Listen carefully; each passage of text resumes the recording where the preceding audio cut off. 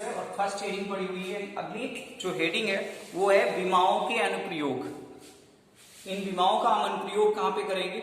आपने पढ़ा होगा प्रयोग क्या होता है, अनुप्रयोग क्या होता है। प्रयोग का मतलब होता है हम ऐसी चीज का प्रयोग करते हैं जो जिसका जो परिणाम है वो हमें ज्ञात नहीं होता, उसे हम प्रयोग कहते हैं। अनुप्रयोग का मतलब जिसका परिणाम हमें ज्ञात है और उसका प्रयोग करते हैं उसे हम अनुप्रयोग कहते हैं। जैसे बल्ब आपने उठाया, होल्डर में लगा दिया, तो आपको पता है बल्ब जब होल्डर में लगाएंगे, स्विच ऑन करेंगे तो वो प्रकाश ही देगा, है ना, प्रकाश ही तो देगा।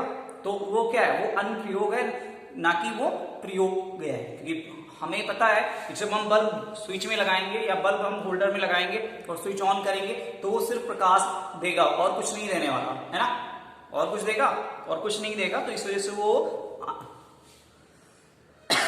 अनुप्रयोग हुआ। क्या हुआ? अनुप्रयोग। तो विमाओं के अनुप्रयोग है वो 3 टाइप के होते हैं। हम 3 तरीके से इसका अनुप्रयोग कर सकते हैं। पहली हेडिंग जो आती है वो है किसी भौतिक राशि। फर्स्ट हेडिंग है किसी भौतिक राशि के मात्रक को एक पद्धति से दूसरी पद्धति में बदलना।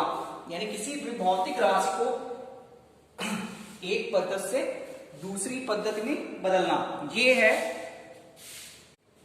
तो किसी भौतिक राशि के मात्रक को एक पद्धति से दूसरी पद्धति में बदलना मतलब कौन सी पद्धति? जैसे एमकेएस पद्धति है, एसआई पद्धति है या सीजीएस पद्धति। तो एमकेएस पद्धति को सीजीएस पद्धति में बदलना, ठीक है।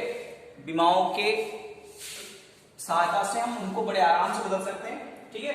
माना कोई भौतिक राशि क्यों है, माना कोई भौतिक राशि हमारे पास क्यों है, तथा हम जानते हैं कि भौतिक राशि के आंकिक मान व उसके मात्रकों का जो गुणनफल होता है वो एक नियतांक होता है। यानी जो भी भौतिक राशि है और उसके मात्रकों का जो गुणनफल होगा वो एक नियतांक होगा। माना क्यों राशि को 2 पद्धतियों में आंकिक मान क्रमशः n1 व n2 है। मतलब मानते हैं कि इनके जो आंकिक मान है वो n1 व n2 है। आंकिक मान होता क्या है? जैसे मान लिया आपने लिखा 10 मीटर, तो 10 जो होता है वो आंकिक मान होता है, मीटर जो है वो दिशा को सूचित करता है। समझ में बात आई? ठीक है। यानी जो मीटर लिखा हुआ है वो मात्रक है, जबकि 10 लिखा हुआ है वो आंकिक मान है। यानी मानते हैं कि इनके जो आंकिक मान है वो n व n2 है, ठीक है। तब हम इसको मात्रक के रूप में लिखेंगे तो q बराबर लिख सकते हैं क्या? n अपान u1 और बराबर लिख सकते हैं n2 u2। ये दोनों क्या होंगे? नियतांक होंगे। n1 जो है आपका आंकिक मान है, u1 आपका मात्रक है, n2 आपका आंकिक मान है और u2 आपका मात्रक है। क्लियर हुई बात? ठीक है। उसके बाद माना इन भौतिक राशियों की विमाएं द्रव्यमान की विमा A, लंबाई की विमा B और समय की विमा C है, तब इनका विमीय सूत्र क्या होगा? चलिए लिखते हैं विमीय सूत्र क्या होगा? बराबर लिखेंगे m की पावर a, l की पावर b और t की पावर c। चूंकि आप विमा निकालते हो तो विमा निकालने में आप सबसे पहले m लिखते हो, फिर l लिखते हो, फिर t लिखते हो नहीं लिखते हो। तो अगर इनकी जो द्रव्यमान की विमा a है, लंबाई की विमा b है और समय की विमा c है, यानी m की पावर a, l की पावर b और t की पावर c। माना, फिर उसके आगे माना प्रथम पद्धति में द्रव्यमान, लंबाई व समय के मात्रक क्रमशः m1, l1 व t1 है, तथा दूसरी पद्धति में इनके जो मात्रक है, तो पहली पद्धति के लिख सकते हैं q बराबर n1 m1 की पावर a, l1 की पावर b और t1 की पावर c। ये हो गई प्रथम पद्धति के लिए। दूसरी पद्धति के लिए जाएंगे तो दूसरी पद्धति के द्रव्यमान के मात्रक जो होंगे, लंबाई, समय, इन सब की जो मात्रक होंगे वो होंगे m2, l2 और t2, ये होंगे। तब इनका जो विमीय सूत्र होगा वो q बराबर लिखेंगे n2 m2 की पावर a, l2 की पावर b और t2 की पावर c। ये होगा 2 समीकरण, यानी प्रथम समीकरण और द्वितीय समीकरण। और अब लिख सकते हैं यहाँ पे, ये अगर आपका सेकेंड समीकरण है और ये आपका फर्स्ट समीकरण है, तो लिखेंगे समीकरण फर्स्ट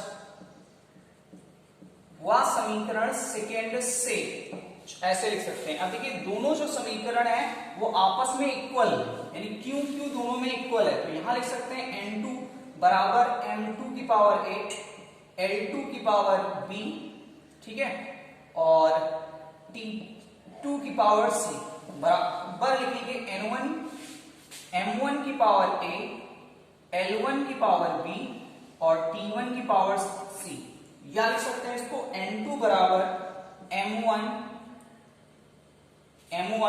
अपान M2, यानी इसको लिख सकते हैं M1 की पावर A M1 की पावर M2 की पावर A L1 की पावर A L2 की पावर B, यानी इसको लिख सकते हैं ये B, और उसके बाद T1 की पावर C और T2 की पावर C, ऐसे लिख सकते हैं। ये किसके बराबर होगा, ये बराबर होगा किसके, N2 बराबर N1, ठीक है, या लिख सकते हैं इसको N1, और ये लिख सकते हैं M1 अपान M2 की power A L1 upon L2 की पावर B और T1 अपान T2 की पावर C, ठीक है।